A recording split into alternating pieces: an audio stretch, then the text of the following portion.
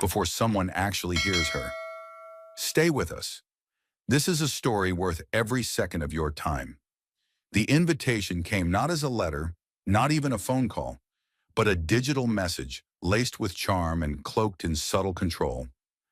We'd love to have Congresswoman Crockett join us for a special conversation on leadership, justice, and the future of America, the producer wrote. The Late Show studio had seen titans walk its stage, presidents, war heroes, comedians with claws. But this was different. Jasmine had become a national lightning rod after vaporizing a smug, white-haired senator with just 3 words and a stare that froze time during a House hearing. Millions watched that moment on loop, calling her the woman who didn't blink. But behind the praise came the backlash. Death threats in the inbox. Pundits calling her aggressive, dangerous, divisive. Now Stephen Colbert's team wanted her in the chair, smiling under bright lights, feeding the audience a palatable, televised version of resistance. Her gut twisted. "They don't want truth," she muttered to her aide. "They want a performance. And they're betting I'll crack." The flight to New York felt longer than usual. Jasmine stared out the window as the clouds peeled back like curtains, revealing a stage she never asked to stand on.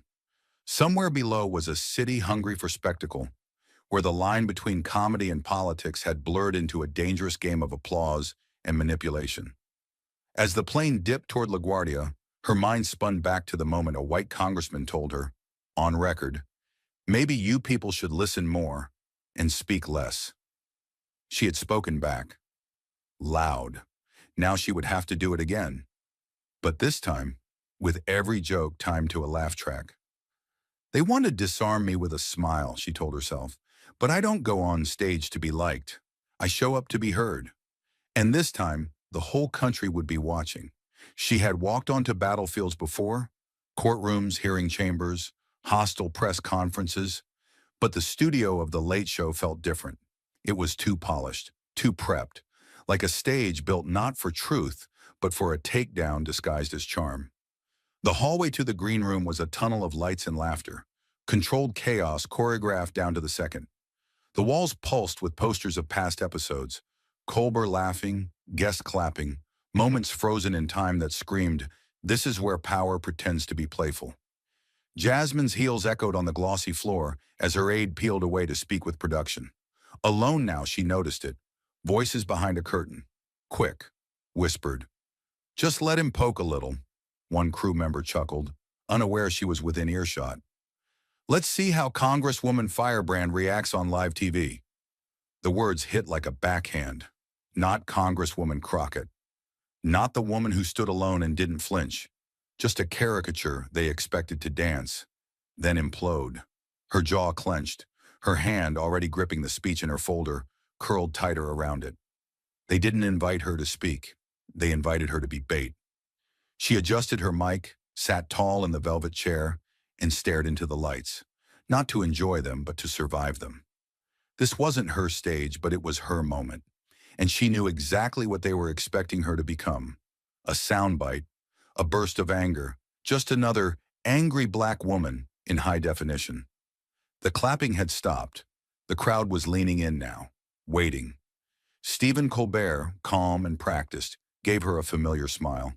A smile people trusted, a smile made for TV. But behind it, she felt something shift. He started soft, friendly even. Called her one of the sharpest voices in Washington. Joked about that moment in Congress. How she nearly made that senator choke on his own words. And the crowd laughed right on cue. She nodded, smiled slightly, but her eyes didn't laugh. Then came the real stuff. "So Jasmine," he said, his tone light but his words carefully chosen, "some people say you represent a kind of cultural awakening. Others think it's gone too far. Do you think we've become too sensitive, or are we just finally paying attention?" The crowd was still smiling, but she wasn't. Then he reached for the next card. "Some critics," he said, "think your focus on race is a bit much, that it stirs division instead of bringing people together, especially when you bring up crime in the black community. Do you worry that maybe that just feeds stereotypes?" That was it. No jokes now. No applause. Jasmine didn't flinch, but she felt the weight in the air shift, felt it settle squarely on her chest. This wasn't curiosity. It was a setup, not a conversation, but a stage built for pressure. They didn't want answers. They wanted a moment, a spark, something to post. The message beneath it all was clear. Be grateful. Don't make it too real. Stay inside the lines. But Jasmine knew what they didn't. She didn't come to play the role they'd written. She came to tell the truth, and no camera angle could stop that. The silence hung in the air like a held breath, not just on stage, but across the studio. In that moment, Jasmine knew exactly what the room expected. They were waiting for her to get defensive, to snap, to become the headline they'd already written in their minds. Congresswoman loses it on live TV. It was the oldest trick in the book. Press a black woman just enough to provoke her, then act shocked when she finally pushes back. Dress the questions in polite language, laugh through them, and pretend it's just a conversation. But she wasn't fooled. She'd heard this tone before, not just from late-night hosts, but from senators, judges, even reporters who smiled while slicing her dignity into pieces. She sat still, letting the moment stretch, because sometimes silence is sharper than speech. Then she gave them a smile, but not the sweet, safe kind people expect from politicians on camera. No, this was different. It was small, closed-lipped, deliberate. The kind of smile you wear when you've been underestimated so many times that it's almost amusing. The kind of smile that comes after being told to calm down your whole life, just because you dared to speak clearly. I always find it a little funny, she said, voice calm and measured, how often powerful white men expect me to lose control. Like if they poke long enough, I'm just going to explode and give them exactly what they're hoping for. Her eyes never left his. She wasn't angry, she was certain. It's almost like they think self-control is a magic trick, like the fact that I can sit here, stay calm, and still tell the truth, somehow makes me dangerous. She didn't stop. But let me tell you something. I didn't get here by yelling. I got here by surviving. I got here by biting my tongue when it hurt, by answering questions that weren't really questions, by walking into rooms where nobody wanted me there, and staying anyway. Her fingers rested gently on the arm of the chair, unmoving. They don't teach this kind of strength in school. It comes from watching your father get pulled over for nothing. It comes from holding your breath every time your brother walks home late at night. It comes from knowing you have to be twice as calm, twice as clear, and still, someone will say you're too much. Then she leaned in just slightly, not as a threat, but as a statement. So no, she said, I'm not going to raise my voice. I'm not going to storm off. I'm going to sit right here and say what needs to be said. And if that makes anyone uncomfortable, maybe that says more about them than it does about me. He thought he had her cornered. Thought that pulling up one tweet, a sentence out of context, would do what decades of injustice hadn't. That it would rattle her. That it would make her backpedal. He looked at his card like it was a clever trick, a gotcha moment, then turned to the crowd with a rehearsed grin. You once tweeted, he began, his voice light but his intent clear, American policing is just slavery in a new uniform. He raised his eyebrows as if letting the weight of the words do the work for him. Then came the jab, sugar-coated in sarcasm. You sure you still want to keep your seat in Congress after saying something like that? The studio laughed, not the deep, genuine kind, but the kind that comes when people feel like they're supposed to laugh. It wasn't comfortable. It was automatic, nervous, as if everyone was trying to decide whether this was still a comedy show or something else. A few people clapped. One man in the third row whistled, but Jasmine didn't move. She didn't blink. She just sat there, letting it all pass over her like a wave that had tried, but failed to pull her under. And then slowly, the room fell silent. Not because someone told them to quiet down, but because they felt it. That this wasn't a joke. That the woman sitting across from Colbert wasn't playing along. She leaned in just enough for the camera to catch the shift in her expression. Her voice, when it came, was low, steady. You want to talk about that tweet? She asked. Let's talk. She wasn't angry. She was focused.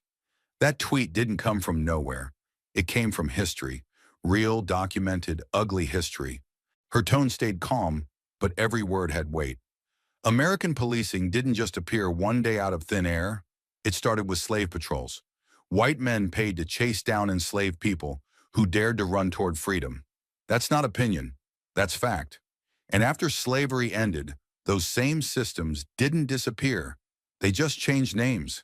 Black codes, Jim Crow, stop and frisk, broken windows, same fear, same control, just in different uniforms. She paused long enough to let it land. So when I say that policing is rooted in slavery, I'm not trying to shock people. I'm not trying to stir the pot. I'm saying something that makes people uncomfortable because it's true. And if me telling that truth puts my seat at risk, then maybe we should be asking why the truth is the thing that's dangerous. Her eyes locked with his. You wanted a moment. Here it is. Her words about the roots of policing had left the room silent. Not tense, but still. Like the kind of silence you get when someone finally says something everyone else has been too afraid to speak out loud. She could have stopped there. Let the silence hang. Let it be enough. But she knew better. Truth on its own wasn't always enough. Not in a world where numbers had to scream louder than pain just to be taken seriously. So she shifted in her seat, slowly, like someone preparing to lay down evidence in a courtroom. Not to win, but to make denial impossible. You want to talk about facts, she said, her voice steady, eyes now scanning the audience. Let's talk about what the numbers say. She wasn't raising her voice. She didn't need to. Her tone was cool, measured, but each word hit like a hammer wrapped in velvet. Black Americans make up just over 13% of the population, but we make up nearly 40% of people locked in prisons. That's not a mistake. That's not bad luck. That's a system doing exactly what it was designed to do. She gave it a second to breathe, then kept going. A black man with no criminal record is more likely to go to jail than a white man with one. Think about that. Same crimes, same courts, different outcomes, over and over again, and it doesn't stop when the sentence is over. A black person released from prison is twice as likely to be denied a job interview, 3 times as likely to be turned away for housing. You call that justice? The audience didn't move. Even Colbert, who usually had a quick comeback for everything, stayed silent. Jasmine leaned in, her eyes firm but not angry, just tired. In schools, black children are suspended at 3 times the rate of white children. Same age, same behavior. But one gets a warning, the other gets a record. We get pushed out of classrooms and into courtrooms before we even learn long division. And then we wonder why entire communities are drowning in fear, in trauma, in poverty. She let that settle.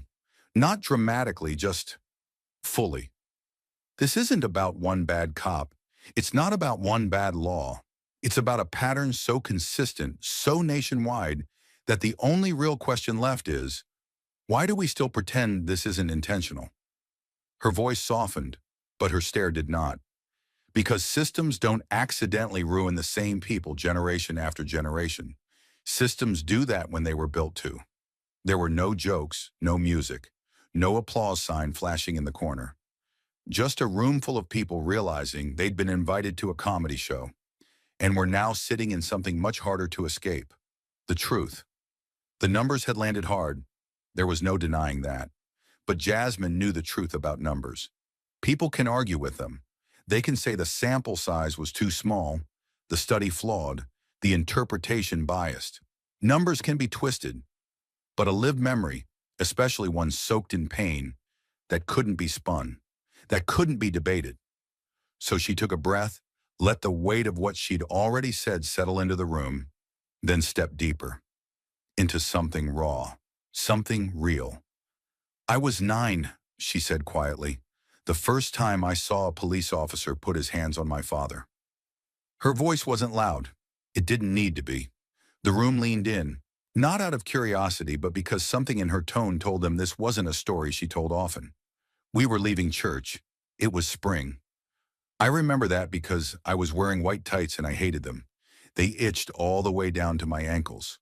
Her eyes looked past the cameras now, not at Colbert, not at the audience, but somewhere far away, back to a parking lot in Texas, warm air, and quiet Sunday calm. My dad had just opened the car door for me. He smiled. He always smiled after church, like something inside him had been reset. But before he could even get in, a police cruiser pulled up behind us. No lights, no siren, just two white officers who stepped out and said our car matched the description. She paused, not for effect, but because memory demanded it. My father asked what description. They didn't answer. They just told him to step out of the car. And when he did, they grabbed his arm and pushed him against the hood like he was dangerous, like he was disposable. Her hands slowly opened, palm up, as if releasing something invisible. He was wearing a suit, a church suit, tie slightly crooked, hands in plain sight. I remember the sound of his keys hitting the ground when they shoved him. I remember the way one officer looked at me, at a little black girl clutching a Sunday school pamphlet, and said, "Don't cry. He'll be fine if he knows how to act." She didn't cry. Not then. Not now. Her voice remained calm, but something in the air had shifted. That was the first time I realized the rules were different for us, that being good, being polite, even being silent, wouldn't protect us, not from them. She looked straight ahead again, and her eyes locked with Colbert's. So when I speak about the system, when I sound angry, when I don't soften the truth, it's not because I want to divide people. It's because I remember my father's face on that car hood, and I remember not being able to do a damn thing to stop it. There was no comeback, no clever transition, no music cue to lighten the mood, only stillness, only the truth laid bare, and a woman who refused to flinch while holding it up to the light. The silence after Jasmine's story was absolute. No applause, no shifting, no laughter, just the kind of stillness that follows something sacred and painful. The studio lights buzzed faintly overhead, but no one noticed. Even the cameras, whirring softly on their tracks, seemed to hold back. Colbert leaned slightly forward in his chair. His eyes darted, not out of control, but looking for an escape hatch, something to reset the tone. What had started as an interview was now something else entirely, and he could feel it slipping further out of his hands. He glanced at his cue cards but didn't pick one up. Instead, he smiled, a half smile, brittle at the edges, and said the thing comedians say when they need to take the wheel back. "Well," he chuckled lightly, "if I were a lawyer, I'd be way too scared to argue with you. You'd absolutely wipe the floor with me." It was meant to break the tension, to get the audience back, a line he'd probably used before, safe, self-deprecating, disarming, but it didn't land, not this time. Jasmine didn't smile, didn't give him the out he was reaching for. Her expression didn't shift. She looked at him, not with anger, but with the kind of sharp clarity that cuts deeper than rage. The kind of look that says, "You don't get to laugh this away." Her voice came low and steady, almost too calm for what it carried. "Stephen," she said, "this isn't a game. This isn't a courtroom for show or a stage for punchlines." She leaned in slightly, not for drama, but for precision. "We live with the consequences of what you joke about. Every single day." Her words didn't rise, but each one landed like a gavel. "When this segment ends, when the camera's cut, you'll go home. You'll laugh about this with your writers, maybe even joke about how serious I got. But I don't get to leave it behind. We don't get to unplug from it." She sat back in her chair slowly, still looking at him, like a witness, not a guest. "I wake up every day knowing that my skin color can turn a traffic stop into a funeral. That my nephew, who's never harmed anyone, could be mistaken for a threat because he wore a hoodie to a gas station. That a judge might look at my client, see his brown skin, and decide he's guilty before a word is spoken."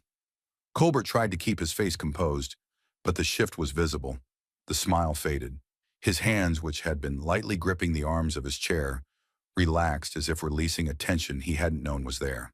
The joke was gone. The studio knew it. The control he had at the start of the interview, gone too. Jasmine didn't stop there. Her voice, where still even, was now almost quiet. "What happens in places like this, on the stages like this, isn't just entertainment. It's framing. It's a narrative. You get to decide how this story sounds when it hits the internet tomorrow. But people like me, we carry the weight of how it feels in real life. We carry the bruises, the headlines, the funerals. She turns slightly, speaking to the room now, not just to him. We get told to calm down, to wait, to compromise, and when we don't smile through the pain, we're called bitter. When we speak too clearly, we're called angry. When we sit here and name the thing for what it is, someone like you makes a joke to make it easier to swallow? Then her gaze returned to him. But this doesn't get easier. Not for us. How the temperature in the room had dropped a few degrees. How the air had thickened. This wasn't supposed to happen. Colbert was supposed to ask. She was supposed to answer. And everyone was supposed to leave entertained. But something else had taken root. A truth too large to ignore. He swallowed visibly, adjusted his tie. Not to make it neater, but because suddenly it felt too tight. The show wasn't his anymore. Not entirely. Not tonight. He didn't reply. Not because he was choosing silence, but because for once, he had nothing left to say. Jasmine's final words were still hanging in the air, too heavy to move past, too sharp to soften with a smile. Colbert's face, usually animated with wit and timing, had gone still. Not frozen in fear, but in realization. For the first time in his long career of controlling the tempo of the room, of bending energy with sarcasm and satire, he had been silenced, not by force, but by truth. Pure, unshakable, undeniable truth. The studio was no longer a stage. It had become a courtroom, a church, a confession booth, something sacred and raw. The audience, packed shoulder to shoulder in the cool blue light, didn't make a sound. No one shifted. No one reached for a phone. No one even coughed. The silence wasn't awkward. It was reverent. A silence that said, "We just witnessed something real, and we're not sure what to do with it." The cameras on their fluid tracks began to slowly adjust. One angle widened, capturing the space between Colbert and Jasmine. Another tightened on her face, as if instinctively drawn to the gravity now centered there. The director, watching from the control room, didn't speak. He didn't call for a cut. He didn't cue music.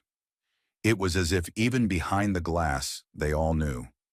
Don't touch this. Let it breathe. Then from the front row, a sound broke the stillness. One pair of hands. Slow, deliberate.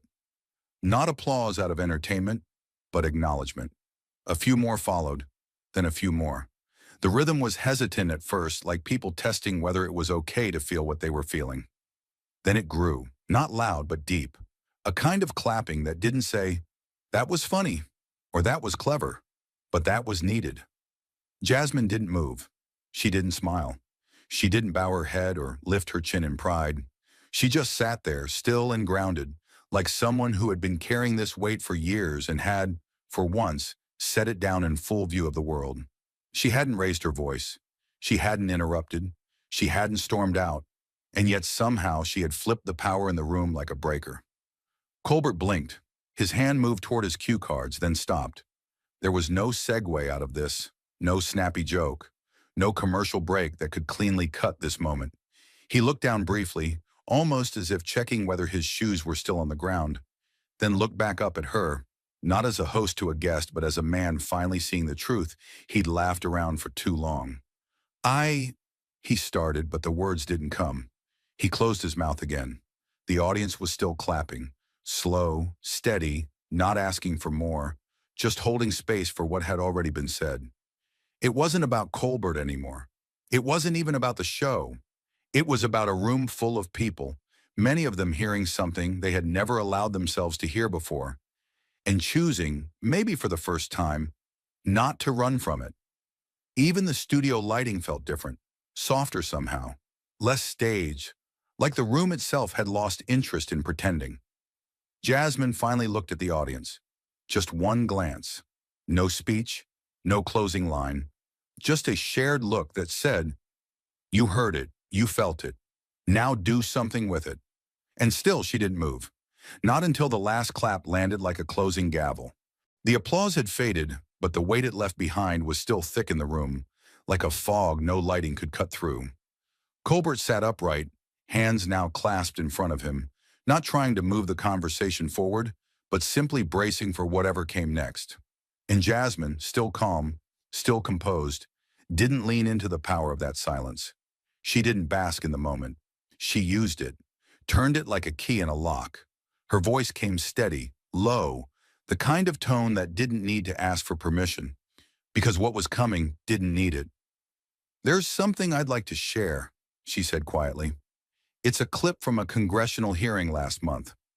I know your producers flagged it as too sensitive to air tonight, said it might make people uncomfortable, but I think that's exactly why it should be seen." The shift in the room was immediate, a subtle tightening in the air. Heads tilted. The crew behind the cameras exchanged glances. One of the producers off stage stepped forward slightly, hand half raised, unsure whether to interrupt. Jasmine didn't look at him. Her eyes stayed on Colbert. "You say you want to have real conversations, Stephen? So let's show people what real looks like." Colbert hesitated, just a flicker. His fingers tapped once against the desk. The control room spoke into his ear, offering a gentle reminder that this wasn't cleared for broadcast. But he didn't wave them off, didn't say no. He looked at Jasmine, saw the resolve in her eyes, and finally gave the smallest nod. "Roll it," he said, almost beneath his breath. The monitors behind them flickered to life.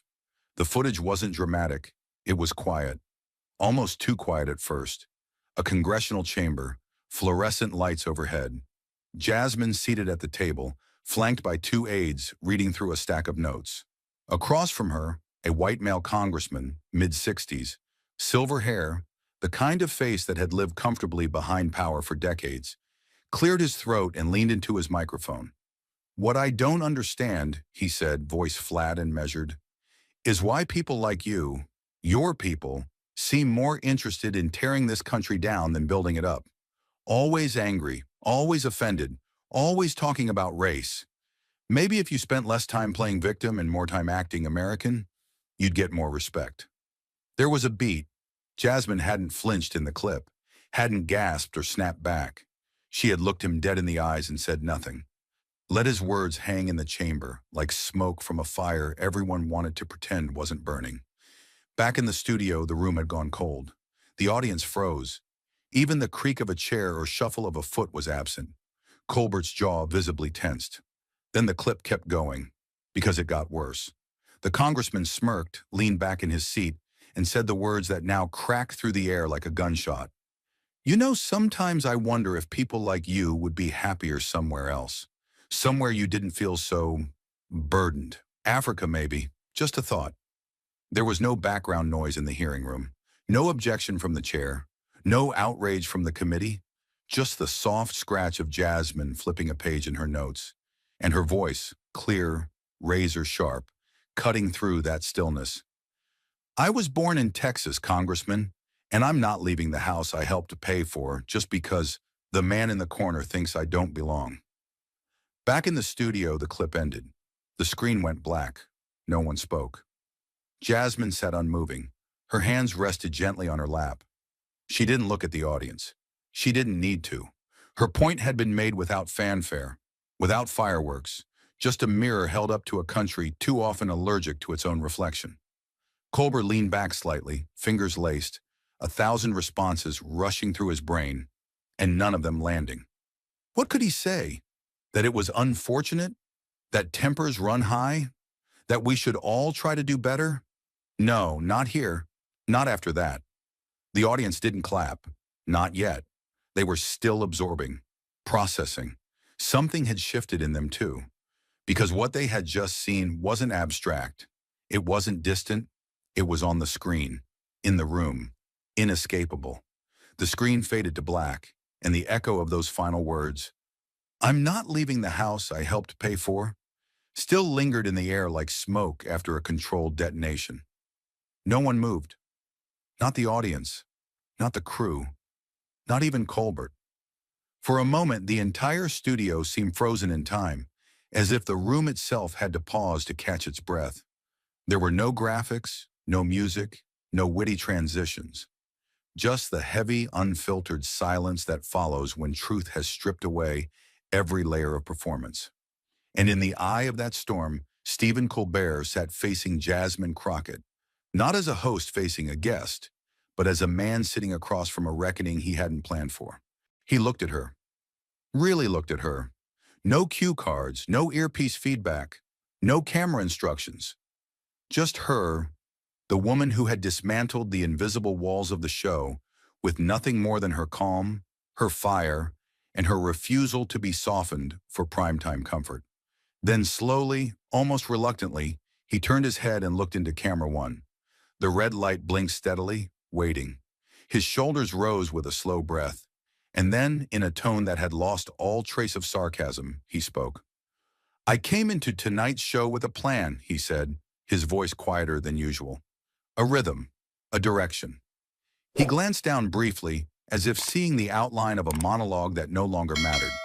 But somewhere along the way, I realized I wasn't hosting a conversation. I was trying to contain one. He paused, not for dramatic effect, but because there was no other choice. And tonight, Congresswoman Crockett reminded me of something I think every man in a position like mine needs to remember. Sometimes the most powerful thing a man can do is shut up and listen. The words landed like a quiet earthquake. The audience erupted, not with laughter or applause meant to fill silence, but with something that sounded almost like relief. The kind of reaction that comes when people realize they've been holding tension in their chests for far too long. Some clapped, others stood, a few even wiped at their eyes. But the energy was the same across the room. Gratitude, not entertainment. Respect, not noise. Jasmine didn't move. She didn't need to. The room had already shifted around her. Colbert didn't try to retake the stage. He didn't pivot to a joke. He didn't search for a comfortable exit. Instead, he let the applause roll through him, like a tide he knew he was no longer supposed to control. His hands stayed folded. His eyes stayed on the camera. And his face, so often a mask of comedic timing and intellectual detachment, was wide open. "This stage was built for laughter," he continued, softer now.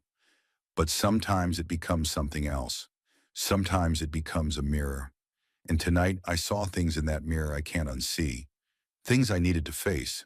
He exhaled slowly, then nodded. Not to anyone in particular, but like a man who had just let something go.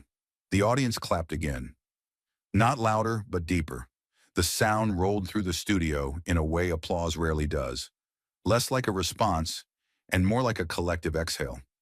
As the applause settled into memory and the stage lights dimmed to their idle glow, the gravity of what had just happened lingered in the air like the aftermath of a storm. Colbert didn't say goodbye the usual way. No signature wink, no final jab at the news cycle, no pivot to commercial banter. He simply thanked her, genuinely, quietly, and the credits rolled in silence. The audience filed out slowly, hushed, like they were leaving a memorial rather than a taping. Jasmine stood, not triumphant, not boastful, just steady. The storm hadn't passed. She had simply carried it with grace all the way through. Backstage, the atmosphere was strange. No chatter, no high fives, none of the usual post-show buzz. Producers stood near monitors with arms crossed, staring as the footage replayed. Stagehands looked at each other, unsure if they should speak or simply nod. Jasmine walked through them like a ghost carrying something sacred. Her heels clicked against the floor, the only sound in a hallway that had just witnessed history. One of the lighting techs, mid-30s, flannel shirt, headphones hanging around his neck, stepped toward her. He didn't ask for a photo. He didn't offer empty praise. He just leaned in and whispered, barely audible over the hum of cooling studio lights. "You didn't just win that conversation. You taught us something no school ever could." Jasmine paused. For the first time that night, she let a small breath of warmth into her expression. Not a smile exactly. Something quieter. Recognition. She touched his arm gently, a silent thank you, and kept walking. No entourage, no camera following. Just a woman and the echo of truth she refused to shrink. But outside those walls, the world was already moving. Clips from the episode hit social media before she even reached the elevator. A 2-minute segment, her line about the courtroom, the hood of her father's car, the moment Colbert fell silent, blew up on X within minutes. Someone added subtitles. Another user stitched it with their own reaction, already in tears. And then came the hashtags. Number let her speak, number truth over laughs, number Jasmine unfiltered. Within 20 minutes, they were trending globally, not just in political spaces, not just in activist corners. Everywhere. People didn't just watch, they stopped, rewound, shared, from college dorm rooms to newsroom Slack channels, from barbershops in Detroit to subway cars in New York. People stared down at their phones with the kind of stillness usually reserved for breaking news or national tragedy. But this time, the moment didn't bring fear. It brought fire. Jasmine Crockett, calm, brilliant, unflinching, had stood on a stage designed to contain her and burned a hole through the fourth wall. Major publications scrambled. By morning, The Atlantic, The Washington Post, and Variety all ran versions of the same headline. Not a guest, a turning point. Editors called it a cultural reset. Opinion writers called it a media reckoning. But the public? They didn't need columns to tell them what they had just seen. They knew. It wasn't just what Jasmine said. It was what she didn't allow the system to do. Reduce her, repackage her, soften her edges for palatability. And through it all, Jasmine said nothing. No tweet, no follow-up post, no interview circuit, because she didn't need to. She had done what few could, taken a stage meant to mold her, and molded it into something else, something that didn't fit the script. She had turned satire into testimony, a late-night segment into a national moment, without yelling, without storming out, without playing to the camera. Just the truth, steady, undiluted, and a chair they never expected to lose control of. She didn't need to raise her voice. She was the voice. The first hit came 12 hours later, not from a fringe outlet or a rogue Twitter account, but from the front page of the New York Sentinel, a centrist-leaning legacy paper known for its balanced tone and uncomfortable caution. The headline read, "Congresswoman's late-night outburst sparks ethics debate." Just beneath, a subheading whispered the real intention. Crockett praised for passion, criticized for political theater. Political theater. It was the word they used when a woman of color refused to smile through humiliation. It was what they called truth when it didn't fit the camera angles. It was how the machine began to take back control, one sanitized phrase at a time. The segment from The Late Show had amassed over 48 million views across platforms within a single day. Clips of Jasmine Crockett staring down Stephen Colbert, correcting the record and revealing the unedited congressional footage had rippled across every algorithm in the country. Millions stood up for her. But the system she had just humiliated, it was already pulling levers behind closed doors. By noon, the talking heads were coordinated. One after another, pundits appeared across morning shows and political roundtables, feigning concern. We support her message, but was this the right platform?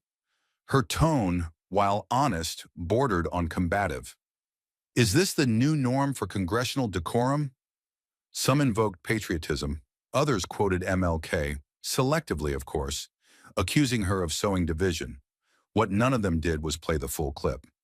The Republican House caucus released a short memo the next morning calling her emotionally unstable and ethically irresponsible. An anonymous source from within her own party leaked to Politico that several senior members were uncomfortable with how she had publicly cornered a media ally. The knives weren't coming from one direction. They were coming from all sides. Inside the Capitol, the backlash was surgical. 3 House Democrats, white, male, bipartisan champions, requested an internal review of Jasmine's conduct during the Colbert interview, claiming it had violated the spirit of institutional civility. The same men who had ignored the racist slur from the hearing clip were now deeply worried about the tone of public discourse. One even suggested she step down from the Congressional Ethics Subcommittee until further notice. Jasmine said nothing. She showed up to work every morning in silence, walked past cameras with her chin high and her eyes forward. She gave no press conferences, no damage control. She didn't deny, she didn't defend. She let the system show its hand, and it did. That silence, though, wasn't passivity. It was strategy. And while the institutions panicked, the country moved in the opposite direction. Her campaign donations tripled within 36 hours. Black-owned bookstores sold out of the fire next time, and Sister Outsider overnight, all because customers kept asking, Do you have what Congresswoman Crockett read in college? Public school teachers reached out to her office, requesting permission to use her Colbert clip in their civics curriculum. In Atlanta, a local radio station played her "I don't get to leave this behind" line every morning at 7 a.m. before the news. It became their new national anthem. One envelope arrived with no return address. Inside was a folded American flag patch, weathered and sun-bleached, along with a handwritten note. "I wore this in Fallujah, but I didn't fight for silence. I fought for this. Thank you for saying it out loud." It was signed simply, SSGM Reynolds, Rhett. Then came the service medal. It arrived in a small navy blue case with velvet lining. No message inside, just a name, etched in brass. Lieutenant Darius Kellum, 1963-. The plaque below read, "For valor in a place that did not value him." Her aide Googled the name. Kellum had been a Vietnam combat medic, shot twice, survived. When the war ended, he was denied employment by 3 hospitals in Alabama because he was black. He died in 2019. The medal was mailed by his granddaughter. The family never got an apology. But Jasmine, they said she felt like justice still trying. 1 week later, she stepped into a closed-door ethics committee meeting where the chair, an older man from the Midwest who once joked about wokeness being a virus, refused to look her in the eye. He cleared his throat, spoke into the microphone. "We'd like to begin by reviewing the guidelines for acceptable public engagement." Jasmine didn't raise her voice. She didn't even speak. She slid the printed ethics rulebook across the table, tapped on the passage that defined misconduct, and stared at him with the kind of silence that made people confess. The room froze. The microphone stopped clicking. Nobody said a word for 10 full seconds. Then she leaned back in her chair and folded her hands. "Anything else?" she asked softly. No one responded. Outside that room, however, something far louder was unfolding. Let Her Speak had climbed to 142 million mentions on X. Truth Over Laughs had become a TikTok movement, young creators stitching her lines with their own stories of being silenced, minimized, corrected. Crockett Taught Me trended for 17 hours straight.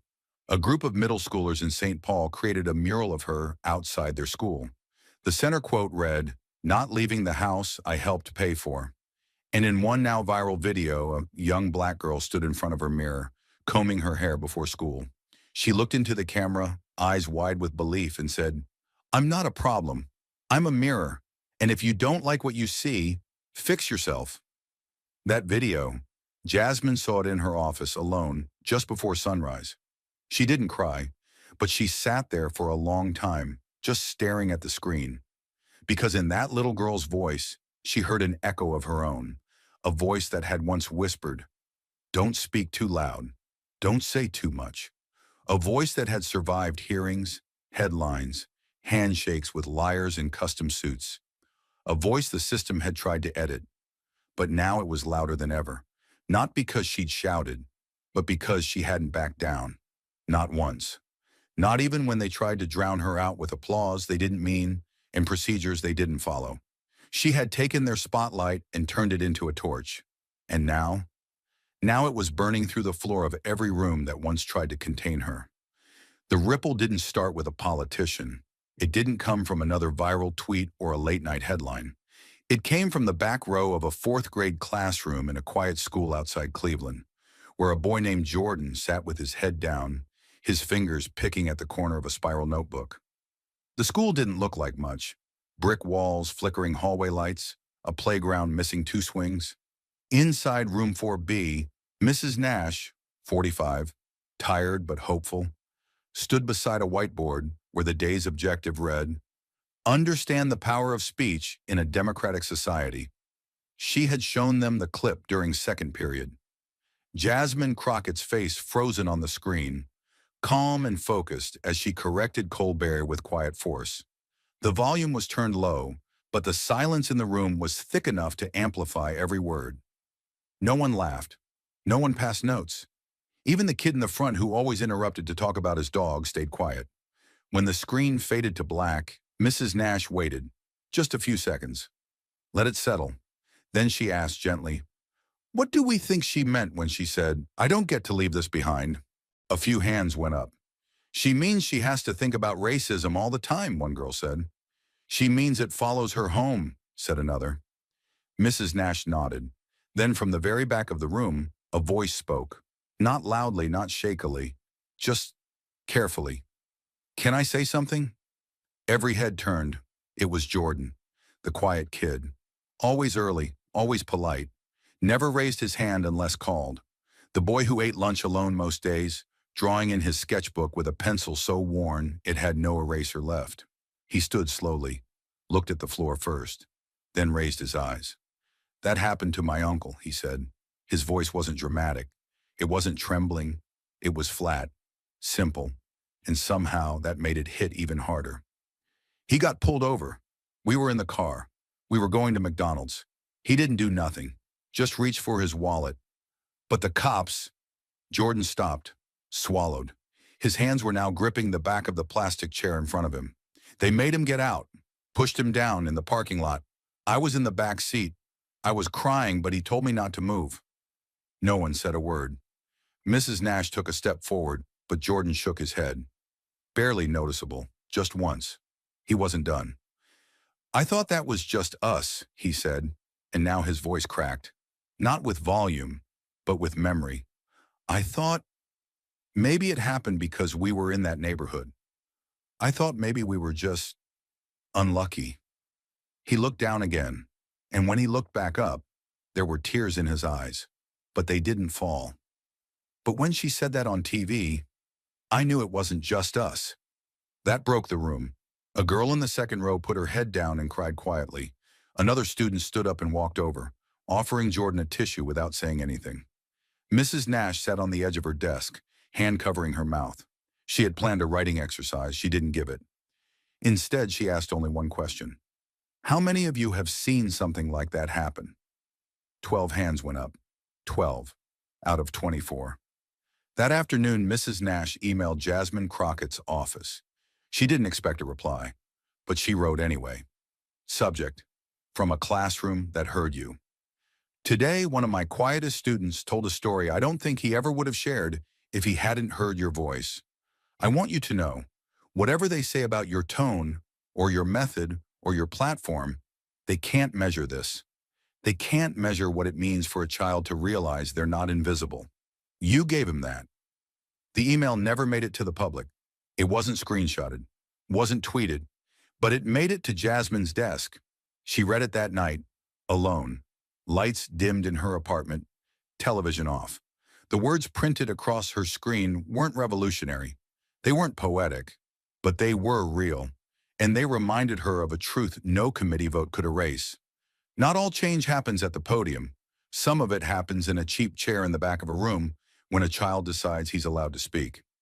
The next day, Jordan came to school with a new pencil, a full one, clean, bright yellow, with a perfect eraser. He wrote a paragraph during silent reading. I want to be a lawyer so I can talk like her, but not just talk. I want to protect people. I want to stop the pushing. I want people to listen without being scared. That week, he sat with two other boys at lunch. One of them was the same kid who used to laugh at his drawings. They didn't talk about what happened in the parking lot.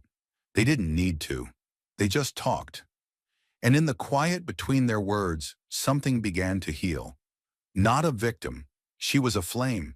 Not someone who would let the darkness dim her light, but the very spark that ignites change, even in the deepest gloom. The morning after the explosive interview, the city woke to a new sunrise. A sunrise that wasn't just another day, but the dawn of a movement. Jasmine Crockett had transformed herself from a resilient congresswoman into a symbol of unyielding power. She knew the system had tried to package her as a mere casualty, a victim to be pitied or edited into segments for a primetime piece. But she refused to allow that narrative to persist. Instead, she embraced the fire within, radiating raw energy that could not be contained. That morning, as the city's pulse began to quicken with fresh headlines and viral posts, Jasmine prepared for a solitary walk through the neighborhood she had long called home. The streets were already abuzz with whispered conversations about her performance on stage, the way she had dismantled years of silence, how her measured tone belied a fierce inner strength, and how every word seemed to burn away the veneer of complacency. In her modest car, as she drove past familiar murals and worn storefronts, she thought back to the moments when the system had tried to break her spirit. She remembered the endless meetings where she was advised to be careful and tone down her rhetoric. She recalled the quiet threats veiled as concerns and the dismissive glances that told her she didn't belong in the corridors of power. But now each memory served not as a burden, but as fuel, a reminder that every wound and every slight had prepared her to be more than a victim. They had set her ablaze with resolve, igniting a fire that not even the sharpest critics could put out. As the car wound its way through the urban arteries, Jasmine pulled over at a small park, a haven for those seeking a moment's respite amid the clamor of the city. Here, among the gnarled trees and fading graffiti on brick walls, she felt a quiet solidarity with the people who had always been overlooked by society's glossy facade. She climbed out, and the cool morning air wrapped around her like a promise. A group of young activists, gathered around a community bulletin board, looked up as she approached. Their eyes shone with anticipation, hope, and unspoken determination. They recognized something in her that they had long been told they could never embody, a burning desire to reclaim dignity, to shatter the lies that had for so long confined them to the margins. One of the young women stepped forward, her voice soft yet steady. "Congresswoman Crockett, your words last night, it changed everything for us." Others murmured in agreement, nodding as if every soul in that moment understood that true power lay not in silence, but in speaking with conviction, even when every system tried to silence you. Jasmine's heart swelled, not with arrogance, but with the pure, unadulterated charge of truth resonating across generations. "I stand here not as a victim," she said gently, "but as a flame that refuses to be extinguished. I stand here because I know that every time I choose to speak the unvarnished truth, I light the way for someone else who's been forced to hide in the shadows." Their voices seemed to mingle with the rustling leaves, carrying her message across the park like a rallying cry. And as Jasmine spoke with them, not in a formal speech, but in genuine, heartfelt conversation, the flames within her reached outward. She described in vivid detail the moments when injustice had reared its ugly head. The gut-wrenching memory of watching her father being treated like an object, the cold stares of those who believed his pain was a statistic rather than a living, breathing tragedy, and the systemic neglect that had robbed her community of its dignity for too long. For hours, the park transformed into a temporary forum for change. Under the wide, unfettered sky, young and old alike shared stories.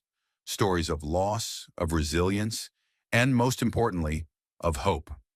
Each story reinforced Jasmine's belief that she was not alone, that the sparks ignited by her defiant stand had spread far beyond the confines of that television studio. The activists vowed to organize, to hold protests, to use art and social media as weapons against a system built on inequity. They promised to honor her courage by carrying the torch forward, never letting the flame die out. As the afternoon sun climbed higher, casting long shadows on the pavement, Jasmine found herself drawn to a community center nearby. Inside, a town hall meeting was taking place, a spontaneous gathering organized by local residents, outraged by recent incidents of police brutality. The atmosphere was electric, charged with a mixture of grief, anger, and resolve. Jasmine stepped up to the microphone with a calm determination that belied the passion burning inside her. "I was not born to be a bystander," she declared, her voice resonating through the room, "but to be the spark that sets off a revolution of compassion and justice. I stand before you not as someone who has been defeated by the system, but as someone who has learned that the only way to change it is to light it from within." Faces in the crowd, hardened by life's relentless injustices, softened, their eyes reflecting the glimmer of a newfound hope. Many rose to applaud, not for the theatrics, but for the authentic, searing truth that had been laid bare. For some, it was a long-awaited recognition that the hurt they had endured was not a personal failure, but the result of a society that had systematically devalued lives like theirs.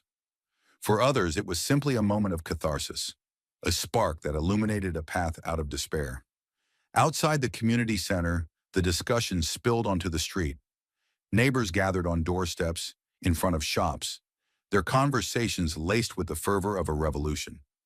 Social media buzzed with the news, and hashtags like number not a victim but a flame and number Crockett inspires trended steadily. Videos of her impassioned town hall address were shared with hashtags, retweeted, and memorialized in art murals that started appearing overnight on previously forgotten walls. One striking mural showed a silhouette of Jasmine, her hair billowing like flames, with the words, "I am the fire that changes the world," emblazoned beneath. Back at her modest home that evening, Jasmine sat at a small desk by a window, writing in a well-worn journal. Her pen moved slowly over the pages, each word a testament to the day's struggles and triumphs. There was no dramatic soliloquy here, no performative rhetoric prepared for a TV audience, just the quiet acknowledgement of a woman who had borne witness to her community's sorrow and had, in doing so, helped to fan the embers of resistance into blazing flames. She wrote about the young man who had joined the conversation in the park, about the elderly resident who recalled past protests, about the hope in the eyes of a girl who now dared to dream. Every word she wrote was a pledge, a promise that she would continue to fight for those who could no longer fight for themselves, that she would use her platform not for spectacle, but for real change. The words came not as drama, but as raw, unfiltered truth. And as the night deepened, Jasmine set her pen down, looked out the window at the still dark city, and felt, at last, a sense of clarity. She wasn't defined by the pain inflicted upon her or her community. She was defined by her strength, her resilience, and the fire that burned within her, a fire that would light the path for those who dared to follow. In that quiet moment, alone with her thoughts and the distant hum of the city, Jasmine recalled the whispered words backstage from that fateful night. "You taught us something that no lesson ever could." And she understood then, with a clarity born of both sorrow and joy, that the struggle was far from over. There was still a system steeped in injustice that needed to be challenged, and the flame she had become was not meant to flicker out. It was meant to burn fiercely, to incinerate the old and pave the way for a new order. An order where truth was no longer suppressed, where voices were not silenced, and where every person, no matter how small or seemingly insignificant, could rise and ignite change. The next morning, as the city awoke to reports of protests, community meetings, and a groundswell of support that transcended political boundaries, Jasmine Crockett became more than just a figure on a screen or a name in the headlines. She became the embodiment of possibility, a living reminder that the power of one individual, fueled by truth and bolstered by the courage of many, could indeed set the world on fire. That morning, on a busy intersection lined with commuters reading up on the news, an elderly man stopped in his tracks, gazing at a billboard featuring Jasmine's face. He saw in her eyes the same determination he had mustered during his own years of struggle, and he whispered to himself, "This is the flame we needed to see." And somewhere across town, a young mother shared the same sentiment with her child, pointing at a viral clip on her phone where Jasmine's words echoed like the crackle of 100 small fires, merging into one blazing inferno. In every corner of the country, from crowded urban streets to quiet rural towns, whispers turned into roars as people began to embrace the message that had once been relegated to sound bites and dismissed by those in power. Jasmine Crockett was not merely a politician or a television guest. She was the spark that lit a movement, the flame that spread from one heart to another until an entire nation was ablaze with the desire for justice, equality, and the courage to confront an unjust system. And as she continued her quiet fight, her every decision, every word, every gesture, an affirmation of her determination to stand against the tide of oppression, she knew one thing for certain. The fire she had ignited would never be put out. Instead, it would grow, fueled by the countless voices of those who refused to remain silent in the face of injustice. This was not a fleeting moment of catharsis, but a turning point, a burning beacon for all who had ever been told to stay down, to be small, to be quiet. Jasmine Crockett had become a flame, a relentless, unquenchable flame that no system could smother. And that flame promised to illuminate the darkest corners of society until every shadow of injustice had been burned away. Thank you for watching until this moment and for standing with us on this journey for justice. Your support means everything. Like, subscribe, and turn on notifications so you never miss what's next. And we'd love to hear your thoughts. Leave a comment below and let us know what moved you most in this story. Together, our voices make a difference.